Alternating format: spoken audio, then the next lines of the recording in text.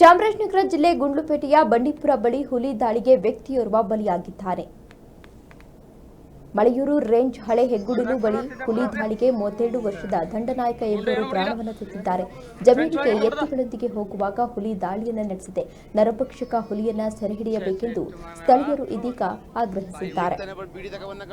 ಚಾಮರಾಜನಗರ ಜಿಲ್ಲೆ ಗುಂಡ್ಲುಪೇಟೆಯ ಬಂಡೀಪುರ ಬಳಿ ಹುಲಿ ದಾಳಿಗೆ ವ್ಯಕ್ತಿಯೋರ್ವ ಇದೀಗ ಬಲಿಯಾಗಿದ್ದಾರೆ. ಮಳೆಯೂರು ರೇಂಜ್ ಹಳೆ ಹೆಗ್ಗುಡಿಲು ಬಳಿ ಹುಲಿ ದಾಳಿಗೆ 32 ವರ್ಷದ ದಂಡನಾಯಕ ಎಂಬುವರು ಇದೀಗ ಪ್ರಾಣವನ್ನು ತೆತ್ತಿದ್ದಾರೆ. ಜಮೀನಿಗೆ ಎತ್ತುಗಳೊಂದಿಗೆ ಹೋಗ್ತಾ ಇದ್ರು. ಅಂತಹ ಸಂದರ್ಭದಲ್ಲಿ ಹುಲಿ ದಾಳಿ ಮಾಡಿದೆ ಎನ್ನುವ ಮಾಹಿತಿ ಸಿಗ್ತಾ ಇದೆ. ಅಂತಹ ಸಂದರ್ಭದಲ್ಲಿ ಇವರು ಇದೀಗ ಸಾವನ್ನಪ್ಪಿದ್ದಾರೆ. ಇನ್ನು ಇದೇ ವಿಚಾರಕ್ಕೆ ಸಂಬಂಧಪಟ್ಟಂತೆ ಅಲ್ಲಿನ ಸ್ಥಳೀಯರು ಆದಷ್ಟು ಬೇಗ ನರಭಕ್ಷಕ ಹುಲಿಯನ್ನ ಸೆರೆ ಹಿಡಿಬೇಕು ಅಂತ ಆಗ್ರಹಿಸಿದ್ದಾರೆ.